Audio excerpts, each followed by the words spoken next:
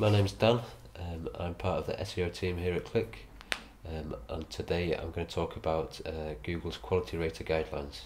Keeping an eye on Google's Quality Rater Guidelines is really important if you want your website to be performing as well as it possibly can be. The Google Quality Rater Guidelines is a massive document, 164 pages, and what it basically does is outline what Google are looking for in a quality website. They've got a team of 10,000 people that review these guidelines, and then they'll go through websites and check off how websites score against them.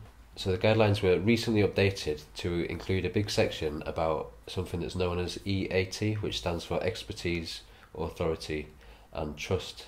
What this means is that Google now want these the Google raters to look not just at the quality of the content, but also at the quality and the authority of the people who write the content. So there are a few things you can do to help make sure that your site demonstrates expertise, authority and trust.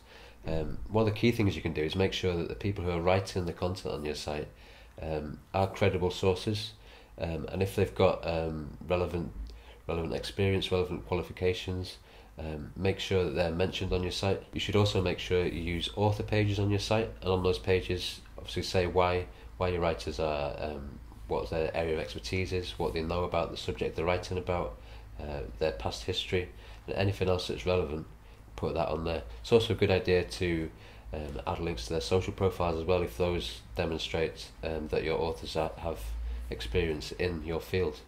It's also a great idea to encourage your writers to contribute to leading blogs within your industry. So if there is a website which is known for writing about all different things to do with your niche, and get your writers to contribute, because that will help establish them as an expert, as an authority and someone who's trustworthy on your topic, and that will also help your website rank better, because you'll be seen as having writers who really know their stuff. So there are a few other small updates to Google Rater Guidelines as well. One in particular was to do with sensationalist headlines. So basically the advice there is avoid clickbaity headlines, a type you used to see on Facebook all the time. Facebook clamped down on them. Now Google are doing the same too, so if you're in the habit of writing those type of headlines, just stay away from them, just stick to the facts. That's what Google's looking for.